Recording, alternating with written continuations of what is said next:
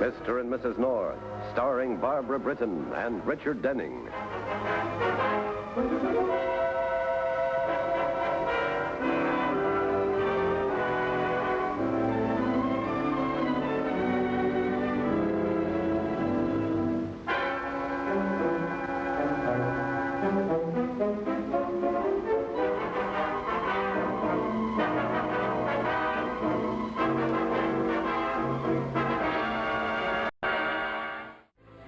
Myra, come in. How are you, honey?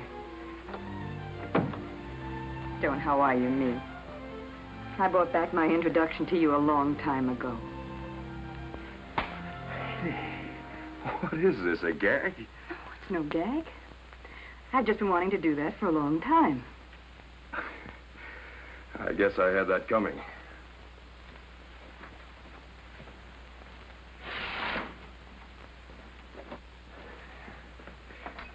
Good to see you, Myra. Really? You could have seen plenty of me while I sat around that crummy hotel room for 2 days, waiting, while you were out having yourself a good time with all that money. Well, $2,500 of that is mine. Look, honey, I can explain. I don't want any explanations. I just want the money. What about your husband?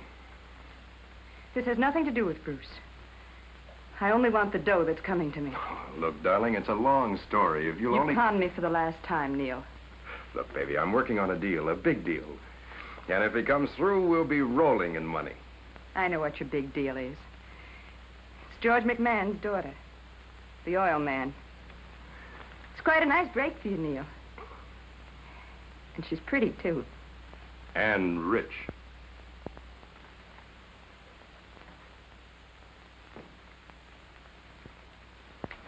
So I want my money. Okay, Myra, just give me a couple of days. No, now. Look, baby, I haven't got it. You know, I've been following your career in the gossip columns. You must have spent quite a good deal on the McMahon girl. That's just the point. I've got a tremendous investment. And if it pays off, If it pays off, I won't be around. And neither will you. Unless you give me that money tonight.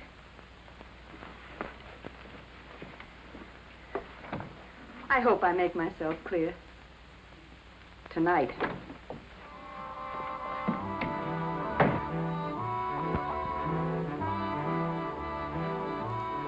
This is called dreamy. Well, you see, it's for my wife's birthday. What was the name of that perfume again? Something about Paris, I think. Oh, you probably mean honeymoon. Yes, that's it. The small or the large size, please? Large. And can it definitely be delivered this afternoon? Charge or cash, please? It's a charge. Gerald North, 24 St. Anne's Place. Huh?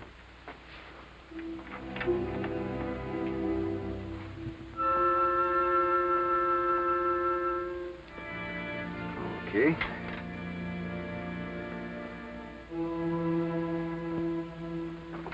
Happy birthday, darling. Jerry, you promised to be home early tonight, and it's after 7 o'clock. I know, I'm sorry. I had trouble with some contracts. You've been promising to take me to dinner to Piero's for 2 months. Look, I just want to shave, and I'll be ready within 10 minutes. I promise. Jerry, a package arrived this afternoon. I didn't know whether or not I should open it. Sure, go ahead and open it.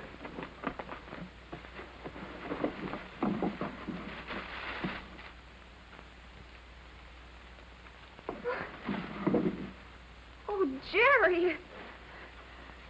It's beautiful. Good, I'm glad you like it. I'm going to wear it tonight. What you got on now is good enough for me. Oh, silly, this is a must.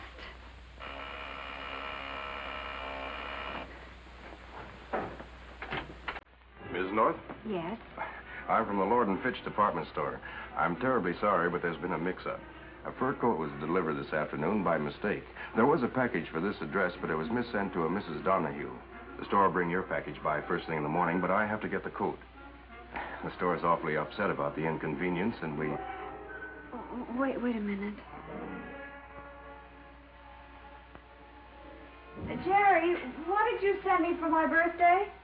The perfume, why? Nothing.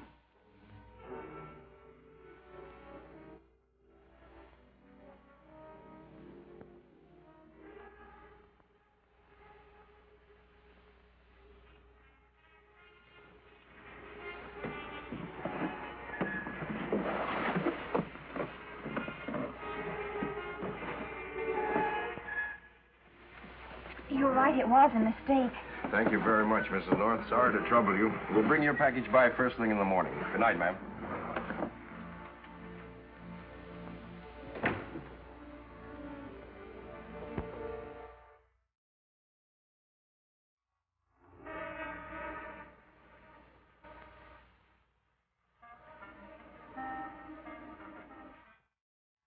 Who was that, darling? Man from the store. What store? Lord and Fitch. Oh, I thought they delivered it earlier. They delivered it wrong. Hmm? Oh, they sent a fur coat. Oh, darling, I love the perfume. Honest, I do, and I'm almost out of it. Darling, what are you talking about? The mink coat. The store sent it, and I thought it was your present to me. But instead, you sent the perfume that Mrs. Donahue got, and so the man came for it just now. Now, Pam, just a minute. Let me get this straight. The department store sent you a mink coat, and a man came just now to pick it up again, and he said there'd been a mistake? And how sorry the management was. Oh, Pam, that's one of the oldest confidence rackets in the world. You mean it wasn't a mistake? And the delivery man was a crook? Yes. But he had such an honest face, and he seemed so upset. Oh, not nearly as upset as I am. They forged my name, and that coat's on your bill. Do you remember what he looked like? Now, wait a minute. Oh, Jerry, I'm sorry he got away. Maybe the doorman knows that cab driver. Come on, Pam, we've got to find that coat. Come on, hurry up. It's a good pelt. I give the full price, 1,500. I gotta have 2,500. 15 is tops. Look, it's an $8,000 coat. I'm only asking 2,500. 15, take it or leave it. I'll take it. You've been pretty busy lately, huh? Yeah, I'm working on something big. Something to make this look like chicken feed. That's why I need the extra grand. Well, if you do something else, you know where you can find me.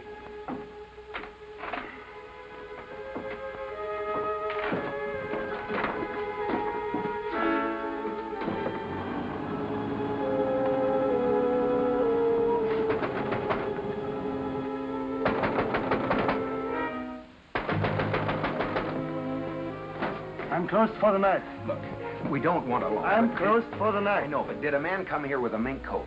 The fellow had dark hair. He was about my height and about my age. You're not so unusual, mister. Well, I think he is. Now, Pam, please. Look, we traced the cab through the dispatcher. We know the driver brought him here. He was wearing a uniform. The man is a thief. He stole a mink coat that's on my husband's account. I thought he brought it home for my birthday, but... Well, of all the rude. Come on, there's nothing we can do about it here. I'm starving. If you any idea how much a coat like that costs, how can you eat at a time like this?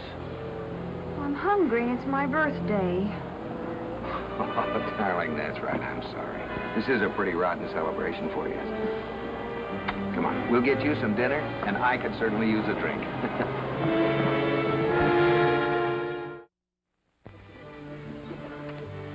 I really shouldn't drink anymore. I suppose it doesn't bother you. Daddy says you theatrical people drink all the time. Of course, he does a lot of drinking himself, but, well, it's different down home. Well, then you can drink as much as you like because you're theatrical people yourself now. I sure wouldn't call what I've done being real theatrical, a few high school plays. Of course, I did do Joan of Arc in a little theater group in Dallas. I suppose that was mostly because Daddy gave him the new switchboard and curtains. Well, he certainly didn't have to. You've real talent, Kathy. You mean that for sure, Mr. Weber? For sure.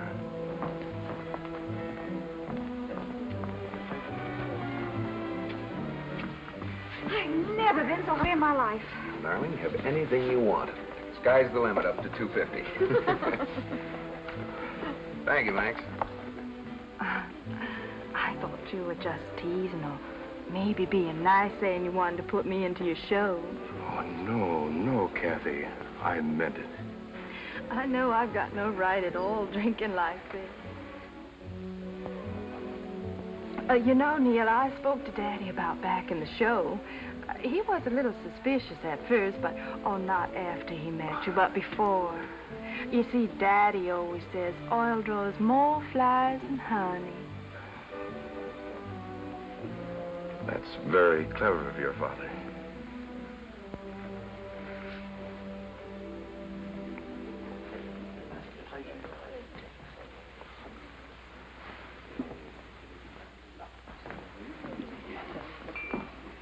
What's the matter, Neil? You got a toothache?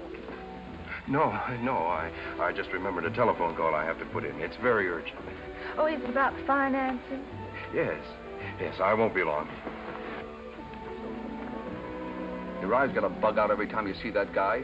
You told me you were washed up. I am washed up. What I've got to say to him is strictly business. Wait here. She isn't going to enjoy her dinner. Who isn't? That woman, she's awfully mad about something. Here, dear. Concentrate on your food instead of the gossip. Oh, excuse me.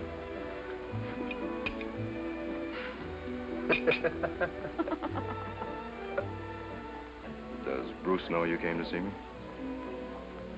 Bruce knows that the only thing I want from you is money. And I want it tonight. Or else I'm going to blow up your little deal with the McMahon girl. Oh, no, look, honey, this isn't just a con deal. It can be legitimate. I can marry the girl. And just because it's legitimate doesn't mean that we can't see each other. Tonight, I saw how limp-eyed she was. I think it's just about time for the jealous girlfriend routine. No, we can't do that. It would ruin everything. It's your responsibility, honey, not mine. Just give me a few more days. Tonight. Now, I'll be at your hotel in an hour. Make sure you're there. You two been here long enough to raise a family. Shut up, Bruce.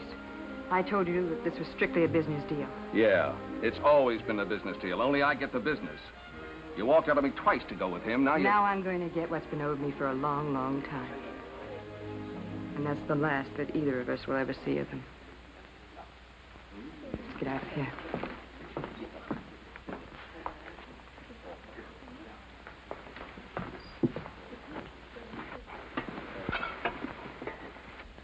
You sure enough do want me to be in your play? Sure enough. Why don't we go up to my place and look over a copy of the script? What's wrong? Well, all right.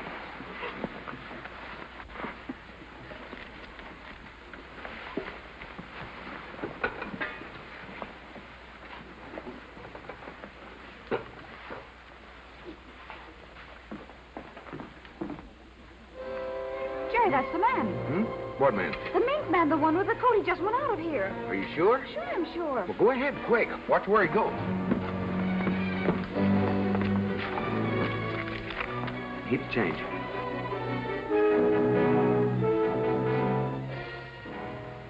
Let's drink to us, Kathy. No, that won't do it at all. It's like blowing out the candles on a birthday cake. You have to do it all at once so you don't get your wish. Like this.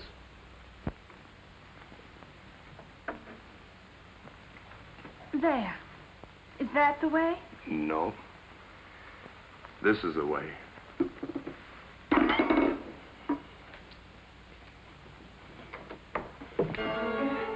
So,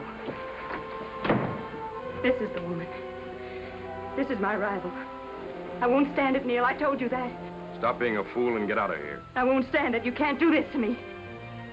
We've never meant anything to each other. I've never given you any reason. Never given me any reason. I love you. Isn't that reason enough? Do you think you can squeeze a woman's heart as though it were a grapefruit? Put that down. I'll kill you. And I'll kill her. Neither of you will never get down.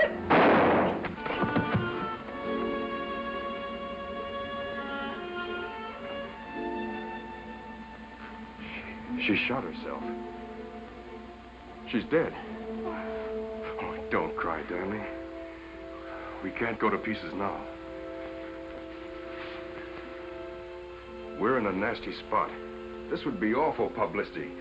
Could ruin my entire show. And what's worse, darling, it could ruin your reputation. I don't care about that, Neil. They might even try to say that we killed her. What are we going to do, Neil? There's just one chance. It's not legal, but it certainly can't matter to her now. We've got to get rid of the body. How? I know some people who'd do the job, but it would take about, well, $5,000. You see, I've got every cent I have tied up in my production. Oh, I have a few assets. I could raise the money naturally in a day or two, but, well, that would be too late. I could get the money from Daddy. I could get it right away. I know he's home. It would have to be in cash. Oh, Daddy always has lots of cash around. Daddy says oil don't do anybody any good in the ground, and money don't do anybody any good in the bank. This is a terrible beginning, Kathy, but I swear I'll make it up to you.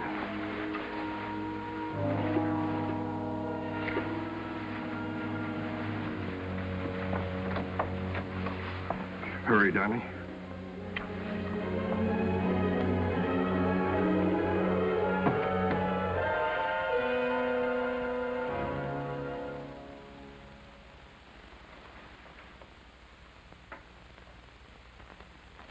Well, you sure haven't lost any of your charm. So a dumb dame like that is hardly a fair test. You're a cynic, Myra. You can't appreciate the beauty of innocence. Oh. You probably can't even remember it. And by the way, you almost lost up the whole act when you started on that squeeze a woman's heart like a grapefruit. I thought I was going to laugh right in your face.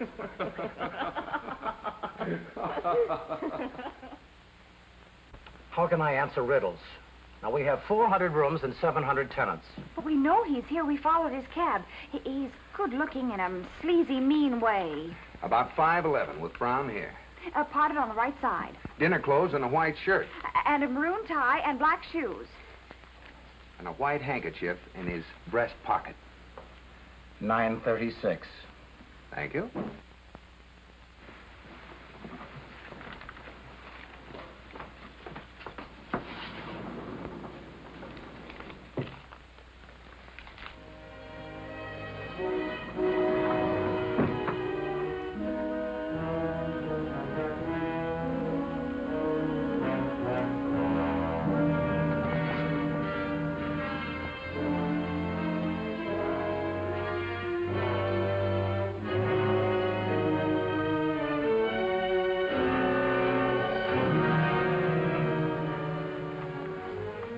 Jerry, look.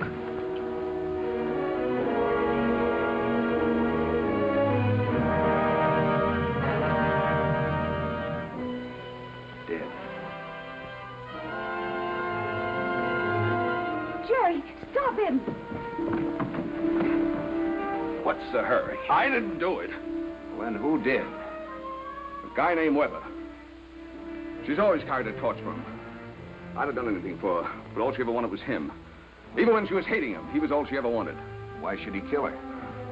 He'd been playing around with Kathy McMahon. Her old man owns half of Texas. I suppose he didn't want anyone lousing it up. You didn't kill her. Why did you run? I thought you were the cops. I still got a couple of forgery raps around my neck, but no murders. I never killed anybody. Yet. What were you doing here in the first place? I came to kill Weber, Who is she? my wife. Look, Jerry, she has a gun in her hand. To make it look like suicide.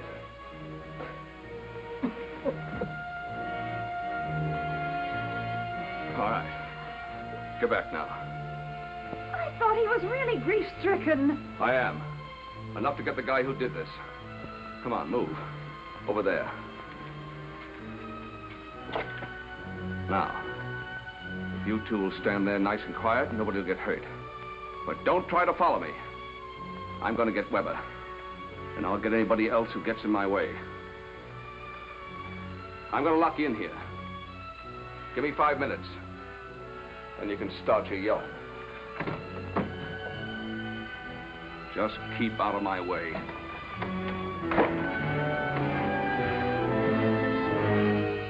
Jerry, I'm going to get Bill Wigan. We must stop that man before he finds that Weber. Wait a minute. He said Weber was going around with Kathy McMahon. Her father just bought the Belden mansion. We'll start looking there. That was the elevator. We can go now. Come on, let's try the fire escape.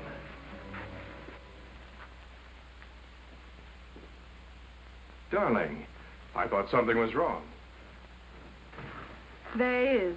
There's a lot wrong. You're not going to get the money from my father or anyone else.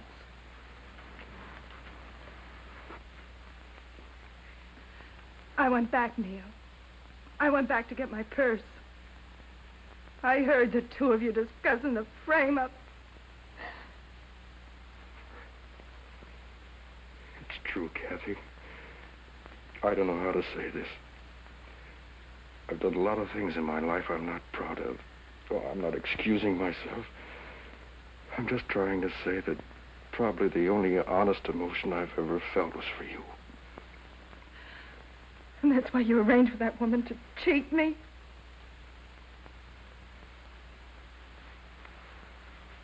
$5,000? I could have had 100 times that by just marrying you. No, Kathy, this was an old debt, something that had to be paid off. I thought with your help I could change all the rotten things I'd been, the things I'd done. I know it's too late to even hope for another chance, but at least believe that this wasn't a lie. You better enjoy that, Weber. It's the last thing you're ever going to do. Myra always wanted you. Well, she can have you now. I'm going to kill you the same way you killed her. Killed Myra? What are you talking about? But it was a frame-up. She's not really dead. Try and tell her that. I just left your hotel room. I found her body. Look, you must be crazy. What reason would I have for... Killed her. I'm going to see to it that you... Oh!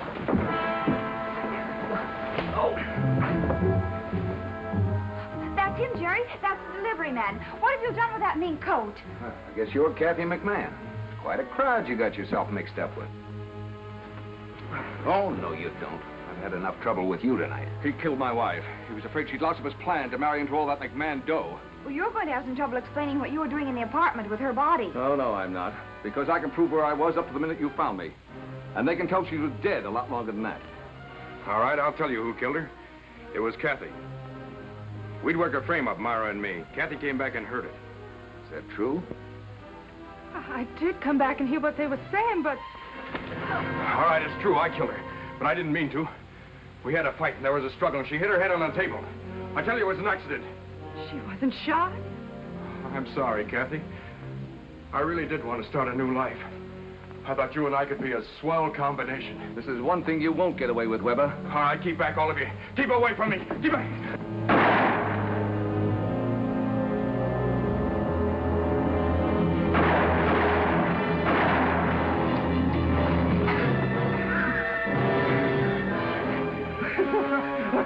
That's a pretty funny ending. The gun she used for the frame-up. It was loaded with blanks.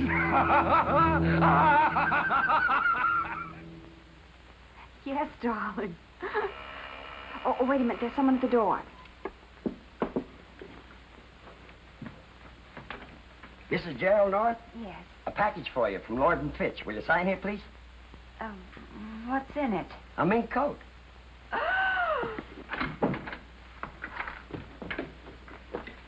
Jerry, they're trying it again.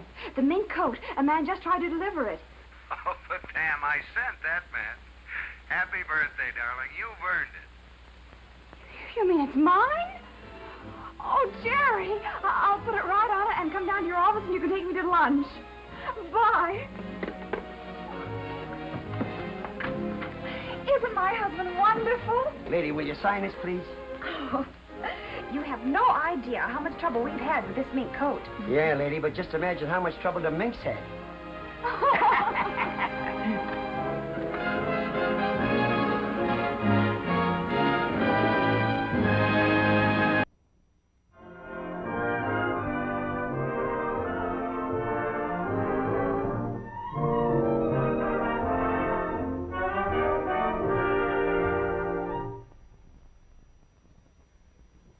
Mr. and Mrs. North is directed by Ralph Francis Murphy.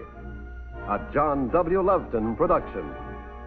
Produced by Federal Telefilms. Starring Barbara Britton and Richard Denning, featuring Francis DeSales.